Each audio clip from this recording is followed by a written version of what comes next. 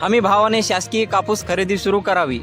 हमी भावाने शासकीय कापूस खरेदी सुरू करून व्यापाऱ्यांकडून होणारी शेतमालाची लूट थांबविण्यात यावी अशी मागणी भाकपच्या वतीने बाजार समिती सभापतीकडे निवेदनाद्वारे करण्यात आली आहे। सध्या कापसाचे भाव दबावाखाली असून बाजारात शेतकऱ्याच्या कापसाला हमी भाव देखील मिळत नाही। कापसाच्या लागवडीच्या खर्चात मोठ्या प्रमाणात वाढ झालेली आहे। योग्य बाजारामध्ये भाव मिळत नसल्यामुळे कापूस उत्पादक शेतकऱ्यांचे मोठे नुकसान होत आहे।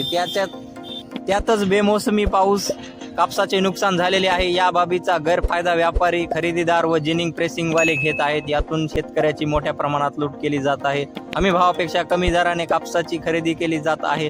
परिणामी शेतकरी कोंडीत सापडलेला आहे। ही कोंडी फोडण्यासाठी तात्काळ हस्तक्षेप करून शासकीय कापूस खरेदी सुरू करावी, अन्यथा बाजार समिती कार्यालयासमोर तीव्र आंदोलन करण्यात येईल असा इशारा भाकपने निवेदनाद्वारे दिलेला आहे। या निवेदनावर ओंकार पवार, शेख सरवर, लक्ष्मीसिंह चंदेल,